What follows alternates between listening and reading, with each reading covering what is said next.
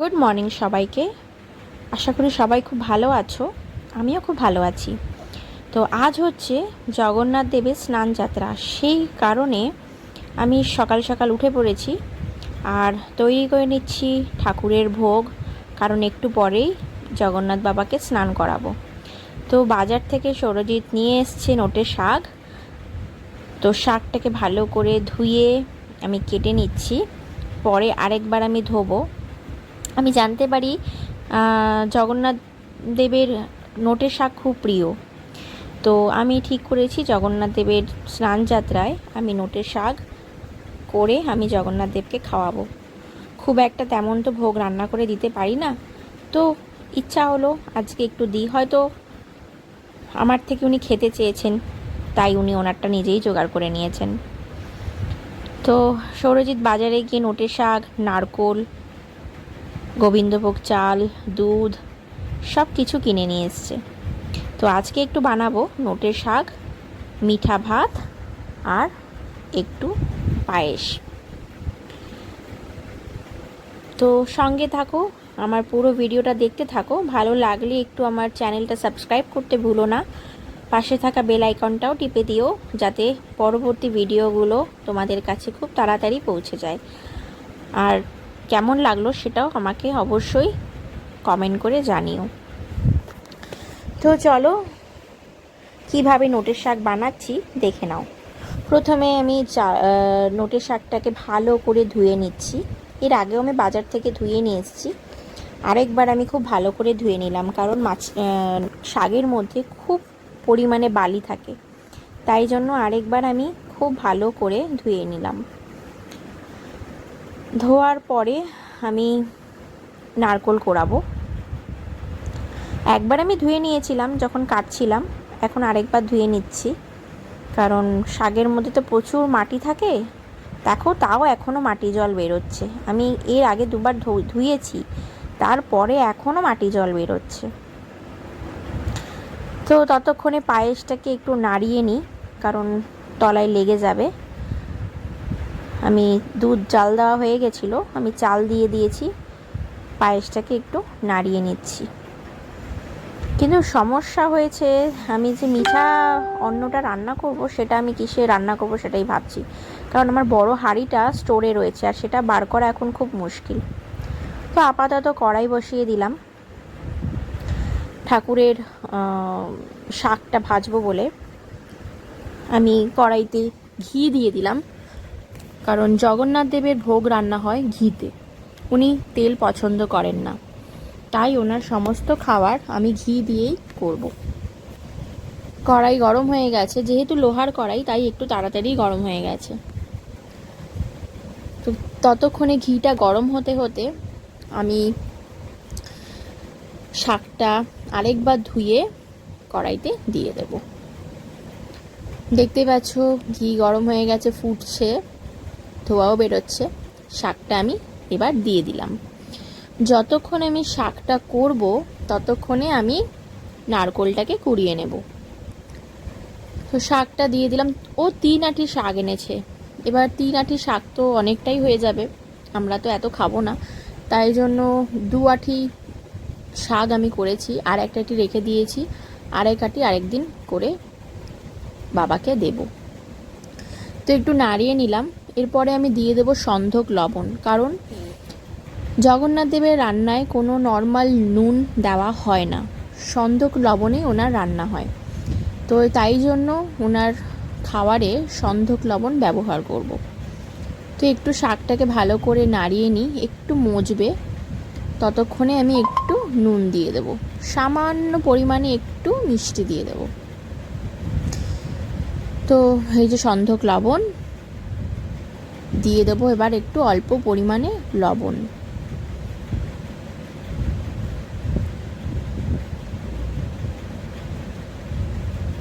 ওদিকে আমার পায়েস মোটামুটি হয়ে এসছে, আর একটু 5-7 মিনিট রাখলে আমার পায়েস কমপ্লিট। সন্ধক লবণের আমি পরিমাণটা বুঝতে পারি না, যেহেতু আমি নর্মাল সল্টে রান্না করে করে অভ্যস্ত হয়ে গেছি। ঠাকুরের যে বাড়িতে ভোগ রান্না হয় গণেশ পুজোয়, সেটা আমার দিদি করে, আর কালী পুজোর ভোগটা আমি করি, কিন্তু সন্ধক লবণে তো রান্না করি না, তাই মাপটা আমি বুঝতে পারি না।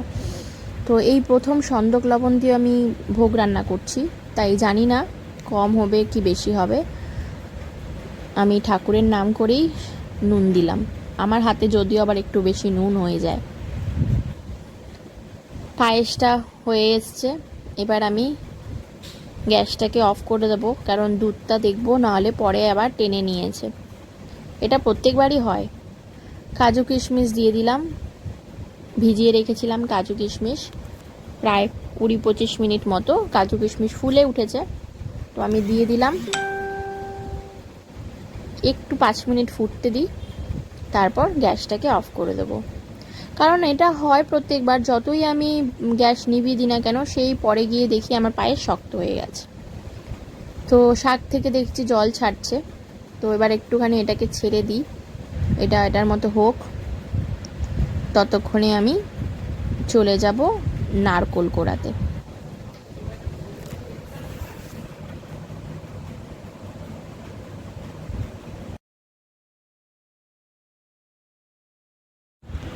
চলে এসেছি আমি নারকেল কোড়াতে, এবার নারকেলটা কুড়িয়ে নেব। আমি নারকেল কোড়াতে যদিও খুব একটা ভালো পারি না, চেষ্টা করি যতটা করা যায়। নারকেল যতবারই আমি কোড়াতে যাই কেন জানি না কোড়ানিটা মনে হয় এগিয়ে যায়, তো কিছুতেই পারি না। তো আস্তে আস্তে করছি। নারকেল কোড়াতে গিয়ে আমার হাতটা একটু কেটেও গেছে, এতটাই ধার নারকেল কোড়ানিটা, তাই আমার হাতটা একটু কেটেও গেছে। বুঝতে পারিনি কখন চিড়ে গেছে, কড়ের ওপরে চিড়ে গেছে, তো পরে বুঝতে পারছিলাম যে হাতটা আমার কেটে গেছে। যাই হোক, আস্তে আস্তে আমি নারকেলটাকে কুড়িয়ে ফেললাম। দেখতে দেখতে আমার নারকেল কোড়ানো প্রায় হয়েই গেছে, শেষের দিকে। কালো ভাবগুলো আর দেব না, এগুলো আমি ফেলে দিচ্ছি। এই যা হয়েছে হয়েছে, এটুকুই আমার জন্য অনেক, আমি কোড়াতে পেরেছি, বাপরে বাপ। তো এবার এই নারকেল কোড়ানোটা শাকের মধ্যে আমি একটু পরে দিয়ে দেব। তো আমার পায়েস কমপ্লিট, এবার গ্যাসটাকে আমি অফ করে দেব আর ঢাকা দিয়ে দেবো, কারণ দুধ অনেকটা টেনে গেছে। একটু পরে গিয়ে দেখবো আর দুধ নেই পায়েসে। আমি অলরেডি একটা এক্সট্রা প্যাকেট আমি দুধের এনে রেখেছি, কারণ আমি জানি আমাকে পরে দুধটা জাল দিয়ে আবার এই পায়েসের মধ্যে দিতে হবে। এদিকে আমার শাক হয়ে এসছে, অনেকটা শাক দেখো দিয়েছিলাম, কমে এইটুকু হয়ে গেছে। 2 আঁটি শাক, 3 আঁটি এনেছিল, আমি 2 আঁটি করেছি, আর 1 আঁটি ফ্রিজে রেখে দিয়েছি। ফ্রিজ আমার পরিষ্কার, মাছ মাংস কিছু নেই, পুরো পরিষ্কার ধোয়া ফ্রিজ, কারণ আমি প্রত্যেক সপ্তাহে রবিবার করে ফ্রিজ পরিষ্কার করি। তো সেই কারণে আমার ডিপ ফ্রিজটা আলাদা, মাছ মাংস সেরকমভাবে থাকে না, আমি মোটামুটি পরিষ্কার করি। তো নারকেল কোড়ো দিয়ে দিলাম এর উপরে। নারকেল কোড়ো দিয়ে এবার আবার শাকটাকে 5-6 মিনিট লো ফ্লেমে আর একটু কষাবো। আর একটু নারকেলটাকে মানে মজলে তাহলে দেখতেও ভালো লাগবে, জগন্নাথ দেবের খেতেও ভালো লাগবে। তো ততক্ষণে এটা মজুক, আমি মিষ্টি ভাত রান্না করার জন্য হাঁড়ির ব্যবস্থা করি। কারণ আমি বুঝতে পারছি না আমি এখন কিসে ভাতটা করব, কারণ ওই বড়ো হাঁড়িটা এখন স্টোরে, আমার একার পক্ষে নামানো সম্ভব নয়। তো নাবিয়ে ফেলেছি শাকটা, এবার একটু ফোড়নের জন্য আমি ঘি দিয়ে নিচ্ছি। শাকে এই ফোড়নটা দিতে হয়। অল্প একটু কড়াইতে ঘি দিয়ে দিলাম।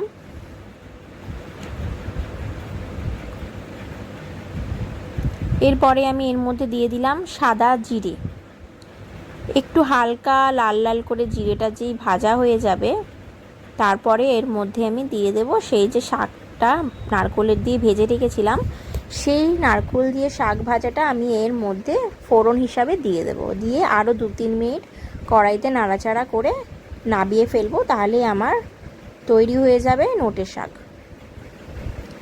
এই দিয়ে দিলাম শাকটা, 2-3 মিনিট জাস্ট নাড়াচাড়া করব, তারপর আমি নাবিয়ে ফেলবো। তো আমি ভাবতে ভাবতে শাক রান্না করতে করতে ভাবলাম আমার একটা মাটির হাঁড়ি আছে, যেটা কিনা আমি বোলপুর থেকে কিনে নিয়ে এসেছিলাম, যেটার ঢাকনা কিনা ভেঙে ফেলেছি বললে ভুল হবে, ঢাকনাটা ভেঙে দিয়েছে। তো যাই হোক, ঢাকনা ভেঙে গেছে, তো সেটা তো বিরিয়ানি আর হবে না, আর বিরিয়ানি রান্নাও হলো না। তো ঠিক করেছি ভোগের কাজে লাগাবো। হয়তো ঠাকুরের জন্যই হাঁড়িটা তোলা ছিল। এই সেই হাঁড়ি আমি গ্যাসে বসিয়ে ফেলেছি খুব ভয়ে ভয়ে যে হাঁড়িটা ফেটে না যায়। আমি ফার্স্ট টাইম মাটির হাঁড়িতে রান্না করছি, খুব ভয়ে, আমি এত ভয় পাচ্ছিলাম যে দুম করে হাঁড়িটা যদি ফেটে যায় আমি কি করব এখন। তো আমি হাঁড়িটাকে ভালো করে ধুয়ে এর মধ্যে আমি দিয়ে দিয়েছি ঘি, এলাচ, দারচিনি। জগন্নাথ দেবের দারচিনি ভীষণ প্রিয়, তাই আমি অনেকগুলো দারচিনি ভেঙে সেটাকে গরম ঘিয়ের মধ্যে টেলে নিয়েছি, আর দিয়েছি কয়েকটা তেজপাতা। যে ঘিটা একটু গরম হয়েছে দারচিনিটার সাথে, তারপরে আমি তার মধ্যে দিয়ে দিলাম চাল, পরিমাণ মতো নুন, সন্দক লবণ, পরিমাণ মতো কাজু কিশমিশ, এবং জলটা অতি অবশ্যই খুব সাবধানতায় দিতে হবে। জল যদি একটু এদিক সেদিক হয়ে যায়, বেশি হয়ে যায় বা কম হয়ে যায়, কম হলে পোড়া লেগে যাবে, যেটা খুবই খারাপ। ভোগ যদি পোড়া লেগে যায় সেটা অত্যন্ত খারাপ। আর বেশি দিয়ে দিলে হয়ে যাবে এটা জাউ ভাত। তাই খুব ভয়ে ভয়ে জল দিতে হবে। আমার সেদিন একটা ভুল হয়ে গেছিলো, আমি এই যে চালটা দিয়েছি, অন্যান্য দিন আমি পোলাও করার সময় বা এই ভাত করার সময় বাটি মাপি যে কত বাটি চাল দিচ্ছি, সেই বুঝে আমি জল দিই। কিন্তু সেদিন আমার এত তাড়াহুড়ো ছিল যে আমি চালটাকে মাপতে ভুলে গেছি। চাল আমি ধুয়ে ফেলেছি, এবার ধোয়ার পরে চাল তো আর মাপা যাবে না। আমি ভয়ে ভয়ে দিয়ে দিয়েছি। গ্যাসের ফ্লেমটাকে একটু হালকা বাড়িয়ে দিলাম, ভগবানকে খালি ডাকছিলাম হাঁড়িটা যেন ফেটে না যায়। হ্যাঁ, তো যা বলছিলাম, তো ভয়ে ভয়ে আমি চাল দিয়ে দিয়েছি। চাল তো দিয়ে দিয়েছি, বাট জল দেবো কীভাবে, কারণ চালের আমি মাপ নিইনি। আমি জয় জগন্নাথের নাম নিয়ে বাটি মেপে জল দিলাম আন্দাজ মতো। শুধু এটাই বললাম, তোমার খাবার তুমি তোমার মতো করে তৈরি করে নিও। আজ আমি ভুল করে ফেলেছি, আমার চাল আমার মাপা হয়নি। অন্য সময় আমি চাল মাপি, সেই মেপে জল দিই, কিন্তু আজ আমার চাল মাপা হয়নি, তাই আমি বুঝে জলও দিতে পারিনি। জয় জগন্নাথের ওপর ছেড়ে দিয়েছি, তোমার অন্ন তুমি তোমার মতো করে তৈরি করে নাও। তো যাই হোক, জল তো দিলাম, দেখা যাক কি হয়। এবার আমি এটাকে, যেহেতু ঢাকনা নেই, আমার মাটির ঢাকনাটা ভেঙে ফেলেছে, তাই আমি একটা স্টিলের ঢাকনা দিয়ে আপাতত ঢাকনা দিয়ে দেব। চলে এসেছি আমার জগন্নাথ বাবাকে স্নান করাতে। আমি একটা হলুদ রঙের বস্ত্র বাবাকে পরিয়েছি। প্রথমে আমি দুধ দিয়ে বাবাকে শুদ্ধ করে নিলাম। এর মধ্যে আমি দুধ দিয়েছি আর অগুরু সেন্ট দিয়েছি। জয় জগন্নাথ। জগন্নাথ বাবাকে স্নান করাতে করাতে এরপরে আমি দিলাম গঙ্গার জল। এই জলটা আমি হরিদ্বার থেকে নিয়ে এসেছিলাম। এর মধ্যে আমি চন্দন, গুঁড়ো, অশ্বগন্ধা সব কিছু মিশিয়ে বাবাকে স্নান করালাম। তারপর সেদিনকার হঠাৎ সৌরজিৎ বাজার থেকে আখের রস নিয়ে এসছে। হয়তো বাবাই চাইছিল যে আখের রস দিয়ে স্নান করবে, কারণ যেদিন আমি বাবাকে বাড়িতে নিয়ে এসেছি সেদিন আমি আখের রস জোগাড় করতে পারিনি। এইবার দেখলাম সৌরজিৎ নিজে হাতে করে আখের রস নিয়ে এসে বলল এটা খেতে দিতে জগন্নাথ বাবাকে। আমি বললাম খেতে আর দেবো না, আমি এটা দিয়ে স্নান করাবো। হয়তো ওনার এটাই ইচ্ছা ছিল। কি সুন্দর লাগছে না দেখতে, গোল গোল চোখ। আবার ভালো করে পরিষ্কার জল দিয়ে ভালো করে স্নান করিয়ে নিলাম।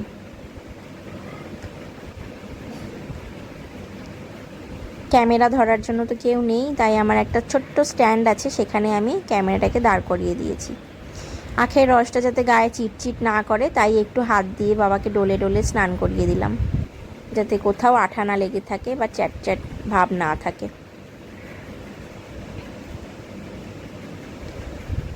জয় জগন্নাথ, জয় জগন্নাথ, জয় জগন্নাথ।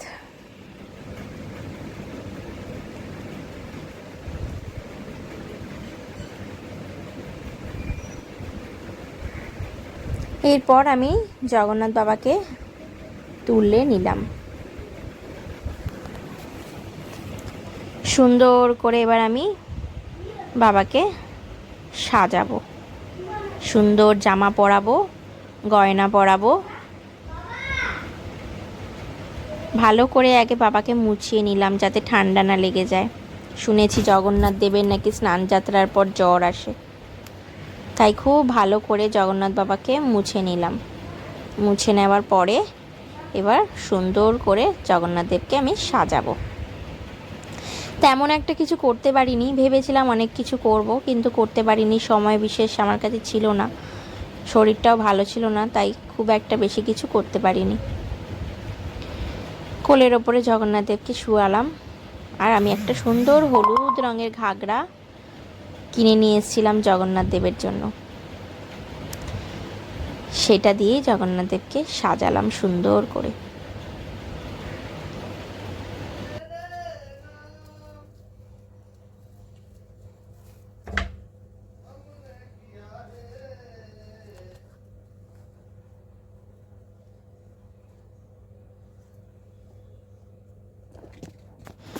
তো জগন্নাথকে আমার রেডি করা হয়ে গেছে। দেখো জগন্নাথকে কি সুন্দর লাগছে। এবার আমি জগন্নাথের গায়ে যত রকমের গয়না আছে সেগুলো আমি পরাবো। এই গয়নাগুলো আমি খুব শখ করে জগন্নাথের জন্য কিনে নিয়ে এসেছিলাম। দেখো খুব সুন্দর একটা চুড়ি, আর একটা ছোট চুড়ি, গলায় দুটো মালা, আর নাকে নথ সুন্দর করে সাজাবো।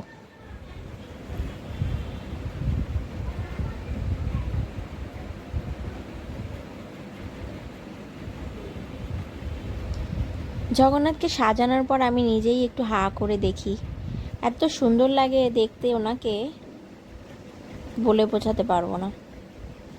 আমার আসনটার দিকে তাকালে মনে হয় জগন্নাথের দিকে আর রাধাকৃষ্ণের দিকে তাকিয়ে থাকি।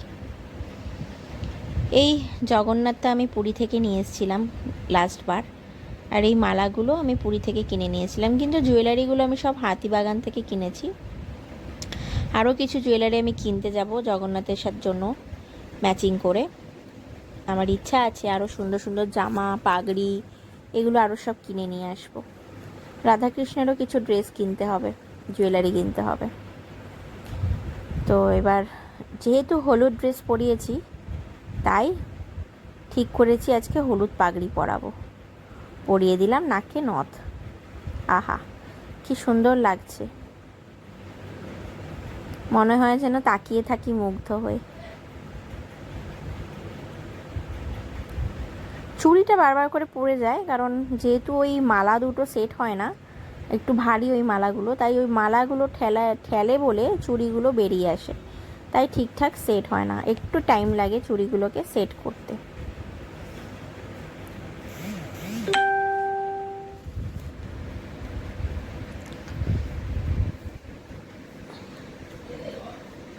সাদা পাগড়িটা পরিয়েছিলাম, তারপর ভাবলাম সাদা পাগড়িটা তো এতদিন পরেছিল, আজকে আর সাদা পাগড়ি পরাবো না, যেহেতু হলুদ ড্রেস পরেছে তাই হলুদ পাগড়ি পরাবো। এবার আমার দুটো গপুকে নামিয়ে নিয়েছি, গপু দুটোকে স্নান করাবো। ওদের স্নান করিয়ে ওদেরকে নতুন নতুন ছোট ছোট দুটো জামা পরিয়ে পাগড়ি পরিয়ে রেডি করে দেব। গরম যা পড়েছে, ওদের একটু স্নান না করালে হয়। আর এই স্নান করার পাত্রটা আমি অনলাইন থেকে কিনেছিলাম, ফ্লিপকার্ট থেকে, খুব সুন্দর। গপুর জামা পরানো হয়ে গেছে। ছোট্ট ছোট্ট জামা এত যে আমার হাতে গ্রিপেই আসে না, মানে এত ছোট জামা যে মানে এটা বাঁধতে গেলে একটা কায়দা লাগে, তাই জন্য আমার হাতে গ্রিপেই আসে না, তাই একটা বাঁধতে গেলে একটু সময় লাগে। আর যতবারই বাঁধতে যাই ততবারই হুমড়ি খেয়ে আমার কোলের ওপরে দুটো গপু পড়ে যায়। যাই হোক, আস্তে আস্তে বেঁধে নিয়েছি, হয়ে গেছে, গোপাল রেডি। জগন্নাথকে দেখো কি সুন্দর লাগছে, পুরো হলুদ, আহা হা হা, দারুণ লাগছে। আর এই আমার গোপাল, এই মুকুটগুলো আমি হরিদ্বার থেকে কিনে নিয়ে এসেছিলাম গোপালের জন্য। ভোগ বেড়ে ফেলেছি, আমার ভোগ রান্না হয়ে গেছে, মিষ্টি, দই, পায়েস, অন্নভোগ, ঘি দিয়ে দিয়েছিলাম ওপর থেকে, আর দিয়ে দিয়েছিলাম তুলসী পাতা। সুন্দর একটা জুঁই ফুলের মালা জগন্নাথ দেবকে পরিয়ে দিয়েছিলাম। সারাটা ঘর আমার জুঁই ফুলের গন্ধে ময়ময় করছিল। আমার গপু দুটোকেও খুব সুন্দর লাগছে, মিষ্টি গোপাল আমার। তো চলো আজকের ভিডিওটাকে এখানে শেষ করি, আমাকে পুজো করতে হবে। ভালো লাগলে একটু শেয়ার করে দিও প্লিজ।